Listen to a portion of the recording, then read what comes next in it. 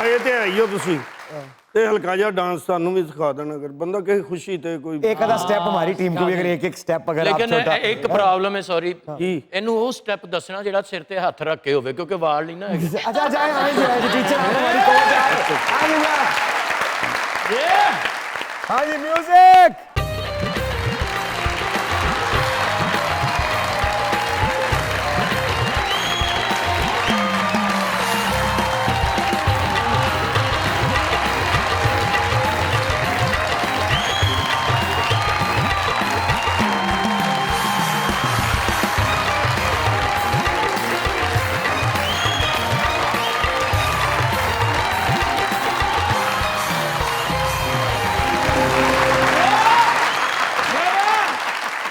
अच्छा ये तो हो गया क्लासिकल।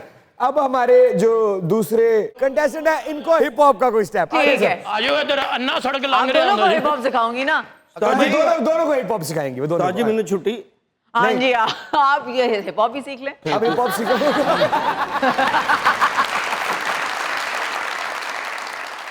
हाँ जी चले चले जी सिखाइए मैं सिखाइए आपको सिंपल वेव करना सिखाऊंगी ठीक है ना वेव म्यूजिक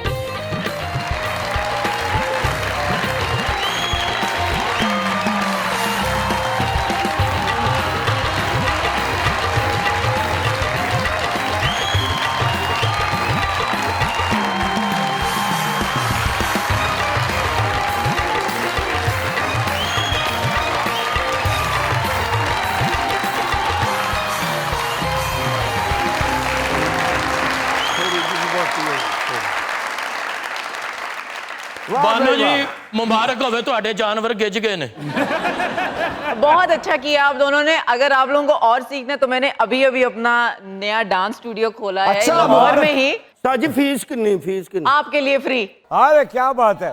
आप को गौर से देखा जाए महर तो ऐसे लगता है कि कोई पुरानी खूबसूरत कहानी क्या बात किसी इंसान की शक्ल इख्तियार करके आपके सामने आ बैठी है। आंखें बोलती हैं, आवाज नहीं आती लेकिन समझ आती है कि क्या कह रही हैं।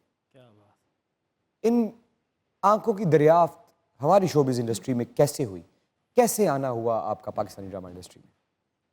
मेरा कोई इरादा नहीं था आने का लेकिन वही बात है ना कि किस्मत में लिखा था आना तो मैं तो बस स्कूल में किया करती थी मैं बहुत पैशनेट थी खुद थिएटर प्लेज लिख के उनको परफॉर्म किया करना डिफरेंट कॉलेजेस और मैं अपने मज़े की बात है अपने अम्मी अब्बू से छुप के सारे प्लेज करती थी क्योंकि जाहिर है उनको बताना ज़रा मुश्किल लगता होगा उस वक्त तो मैंने काफ़ी अवार्ड जीतना शुरू कर दिए फिर फास्ट यूनिवर्सिटी थी जहाँ पर हम लोग एक मेरा ही लिखा हुआ प्ले परफॉर्म कर रही थी मैं तो उसके अंदर सरमद खूसट साहब जज थे उन्होंने मुझे बेस्ट एक्ट्रेस का अवार्ड भी दिया और मज़े की बात यह कि मैं एक लड़का बनी हुई थी मैं हर प्ले में लड़का ही बनती थी क्योंकि मैं ऑल गर्ल्स स्कूल में थी तो लड़का बन के मैं हवलदार बनी हुई थी मूंछों वाला और उन्होंने मुझे वो देखा जरा जरा जरा थोड़ा सा अगर दिखा देना ये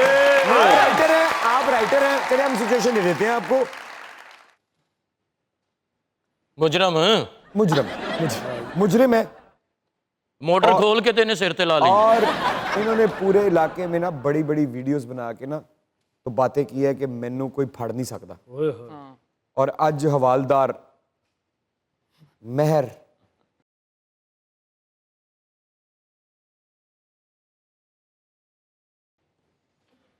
ओए बशीरे बड़ा वक्ता पाया है तुसी शहर च पिछले साल भी थाने च टिंड हुई सी तेरी फिर भी तू बाज नहीं आंदा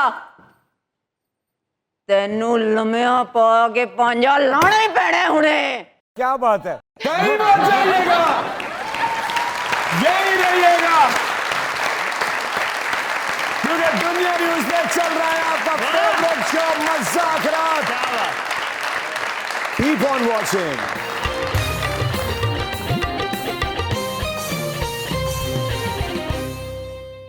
वेलकम बैक आप देख रहे हैं Mazaak Raat and this is Mehar Bano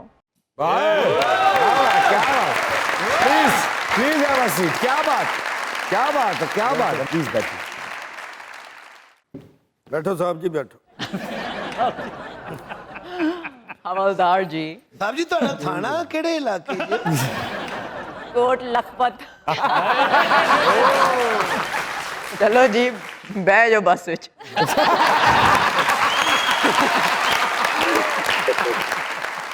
अच्छा, शुरू से डर नहीं लगता?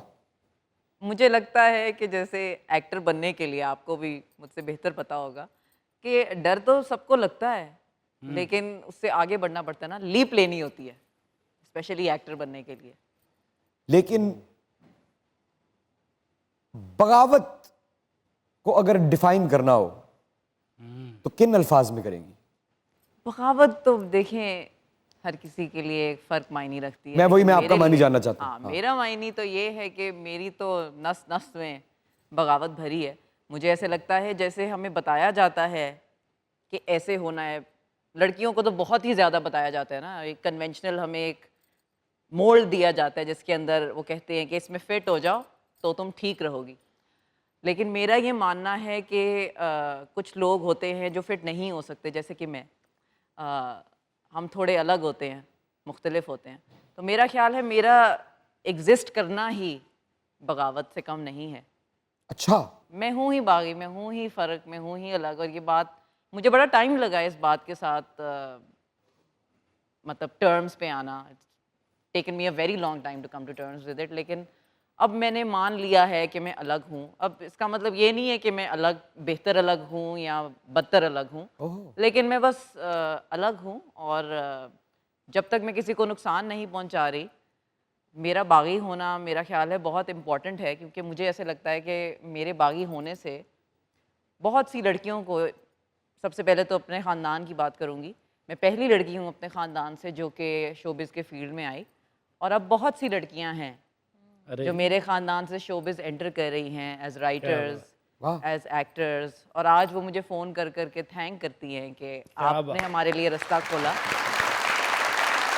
क्या बात। बगावत का पहला कदम याद है? बिल्कुल याद है। क्या था? बगावत का पहला कदम यही था जब मैंने एक प्ले किया अपने अम्मी अबू को बताए बगैर। कमर्शियल प्ले किया मैंने, इंग्लिश लैंग्वेज में था वो, लेकिन मैंने घर पे नहीं बताया और मैंने किया। लेकिन बाद में मैंने बता दिया। और फिर मैंने अपने अम्मी अबू से कहा कि आप एक बार बस आके मुझे परफॉर्म करते देख लें। फिर वो आए मुझे परफॉर्म करने देखने और उन्होंने कहा कि हाँ ठीक है, तुम जो कह रही हो वो बिल्कुल ठीक है। बगावत जीत गई। मैं हाँ जीत गई, क्योंकि मुझे पता था कि मैं कुछ गलत नहीं कर रही। बगावत करने का मतलब ये नहीं है कि आपने कुछ गलत किया है। बगावत करने का मेरे लिए मतलब ये है कि मैं अपनी असलियत जी रही थी, मैं अपने साथ ऑथेंटिक रहने की कोशिश कर रही हूँ। और यही बगावत है बहुत लोगों के लिए, लेकिन मेरे लिए बस ये जीना है। ओए, वाह वाह वाह। कमेंट्स नहीं पढ़ती? बिल्कुल पढ़ती हूँ, जब मौका मिलता है। अब तो इतने सारे आते हैं कि किसको टाइम मिलता है। लेकिन आप ट्रोलिंग का भी निशाना रहती हैं। बिल्कुल। लेकिन मैंने ये देखा है इमरान कि चूँकि हम सब ही ट्रोलिंग का निशाना रह चुके हैं, अब मैं उसको एक बहुत अलग नज़रिए से देखती हूँ। वो क्या है? वो ये है कि मैं अब ज़िंदगी को ज़्यादा तजस्सुस और हमदर्दी से देखती हूँ। मैं जब भी किसी इंसान के बारे में सोचती हूँ जो कि एक कीबोर्ड के पीछे बैठकर टाइप कर रहा है, मैं उसके बारे में सोचती हूँ। और मैं ये कब से शुरू किया आपने? ये मैंने बहुत रिसेंटली शुरू किया है, क्योंकि मैं थेरेपी भी लेती हूँ।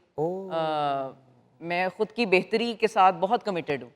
मैं जब सोचती हूँ कि कोई इंसान कोई इतनी जहरीली बात अगर आपसे कह रहा है, तो मैं सोचती हूँ कि वो उसकी ज़िंदगी में क्या चल रहा होगा,